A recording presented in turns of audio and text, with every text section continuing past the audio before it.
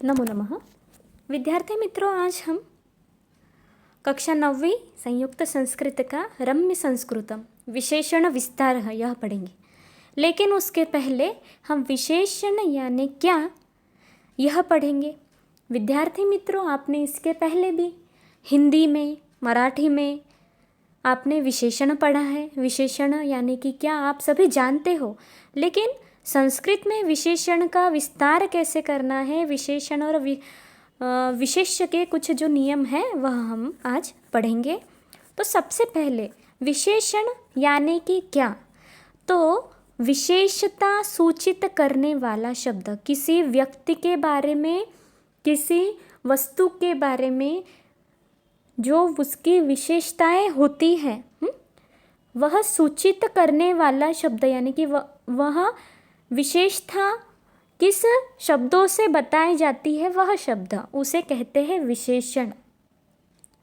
जैसे कोई लड़के का नाम है, यहाँ पर एक एग्जाम्पल दिया गया हुआ है कि अजय नाम के लड़के के बारे में उसके विशेष गुण बताए, विशेषण उसके बताए गए हुए हैं। तो देखें, एषः बालकः, यह बालक है। एतस्य नाम अजयः, इसका नाम अजय है। इस लड़के का नाम क्या है? अजय। अजयः उत्तमः बालकः, अजय कैसा बालक है? उत्तम बालक है। अजयः स्वस्थः कार्यतत्परः च बालकः, अजय स्वस्थ है, कार्यतत्पर, अपने कामों में हमेशा तत्पर रहने वाला बालक है। अब इन वाक्यों में उत्तमः, चतुरः, स्वस्थः, कार्यतत्परः, यह जो शब्द है, यह शब्द अजय कैसा लड़का है यह हमें दर्शाते हैं। यह शब्द यानी कि इसके विशेष गुण। अत्र उत्तमः, चतुरः, स्वस्थः, कार्यतत्परः एते शब्दाः अजयः कीदृशः अस्ति इति कथयन्ति, यानी कि अजय कैसा है यह कहते हैं यह शब्द। अतः एते शब्दाः अजयस्य विशेषणानि, इसीलिए यह शब्द, जो शब्द है, यह सब अजय के विशेषण हैं। नीचे आपको एक नूतन शब्द का विशेषण के रूप जब विशेष्य में बदलते हैं तो कैसे होते हैं वह आपको यहाँ पे बताए गए हुए हैं। संस्कृत में विशेषण यह विशेष्य के समान ही होते हैं। जैसे विशेषण का लिंग, वचन, विभक्ति जो रहेगी वही विशेष्य की रहेगी। अगर विशेषण के लिंग पुल्लिंगी है तो विशेष्य का भी पुल्लिंगी, स्त्रीलिंगी है तो विशेष्य का भी स्त्रीलिंगी, अगर नपुंसकलिंगी है तो विशेष्य का भी नपुंसकलिंगी। उसी प्रकार वचन, अगर विशेषण एक वचन में है, द्विवचन में है, तो उधर भी एक वचन और द्विवचन ही रहेगा। उसी प्रकार विभक्ति, प्रथमा विभक्ति है कि द्वितीया है कि तृतीया है, इसी प्रकार जो विशेषण की विभक्ति रहेगी वही विभक्ति विशेष्य की रहेगी। यहाँ आपको सिर्फ ध्यान में रखना है। तो नीचे आपको नूतन शब्द के कुछ एग्जाम्पल बताए गए हुए, वो मैं आपको बताती हूँ। देखिए, जैसे नूतनः ग्रंथः, अगर ग्रंथ है और डैश है तो ग्रंथः, तो नूतनः, नूतनम काव्यम, ये नपुंसकलिंगी हो गया। पहला था पुल्लिंगी, नूतनः ग्रंथः, नूतनम काव्यम, फिर नूतना कविता, स्त्रीलिंगी है ना। यहाँ पर लिंग एक ही समान है, विशेष्य और विशेषण का लिंग एक ही है। दूसरा वाक्य देखो, नूतनौ ग्रंथौ, नूतने काव्ये, नूतने कविते, यहाँ पर भी उसका जो वचन है, वचन विशेषण का और विशेष्य का सेम वचन है। एक वचन रहा तो एक वचन, द्विवचन रहा तो द्विवचन, इसी प्रकार वचन अभी एक ही है। जिस प्रकार लेकिन संस्कृत में विभक्ति भी इसकी बदलती है। विशेष्य की विभक्ति जब बदलती है तब विशेषण की भी विभक्ति कैसी बदलेंगी यह हम देखेंगे। नीचे कुछ उदाहरण दिए गए हुए हैं तो वह देखें। जैसे नूतनस्य ग्रंथस्य, षष्ठी विभक्ति, नूतनात् ग्रंथात्, नूतनेषु ग्रंथेषु, आपको विभक्ति ध्यान में रखनी है यहाँ पे।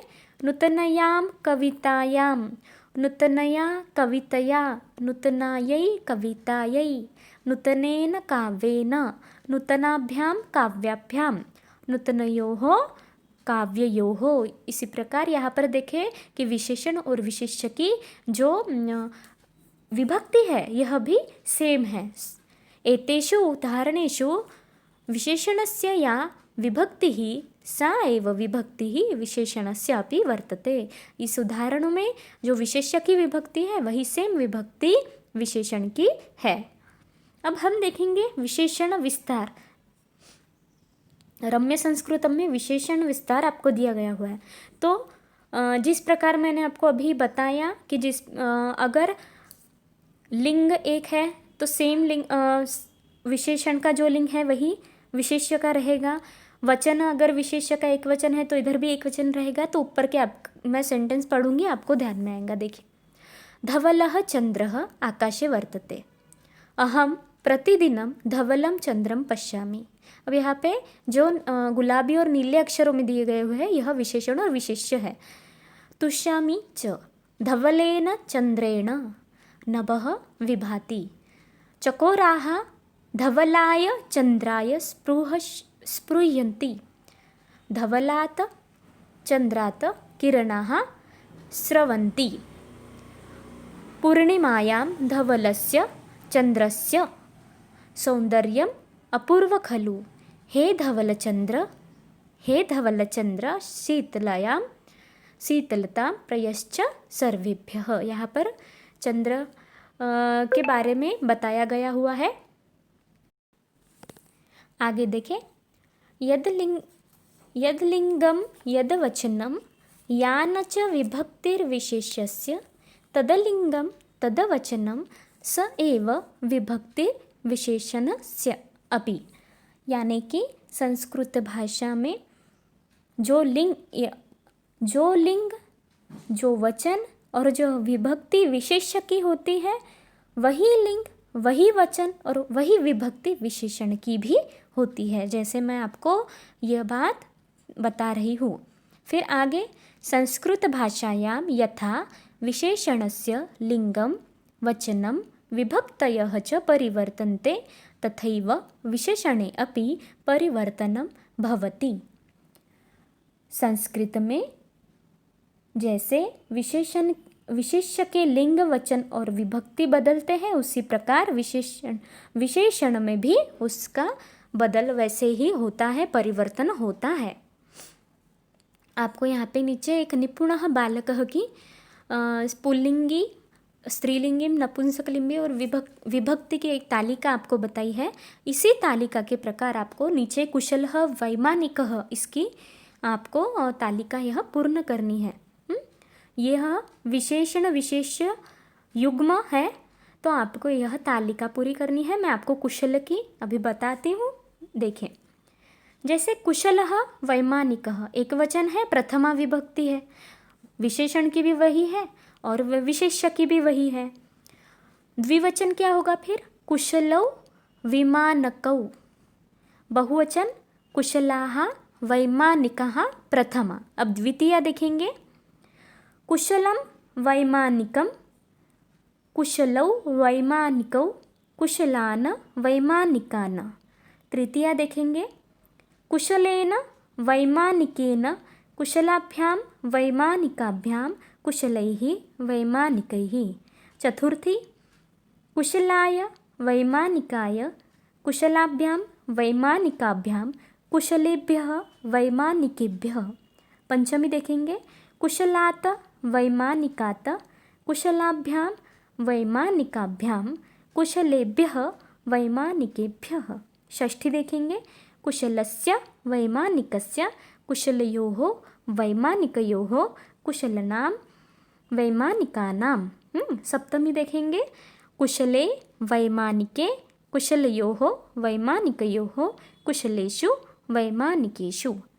फिर संबोधन, कुशल वैमानिक, कुशलौ वैमानिकौ, कुशलः वैमानिकाः।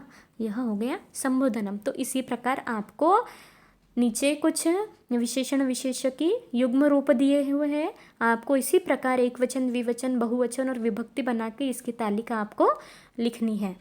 धन्यवाद।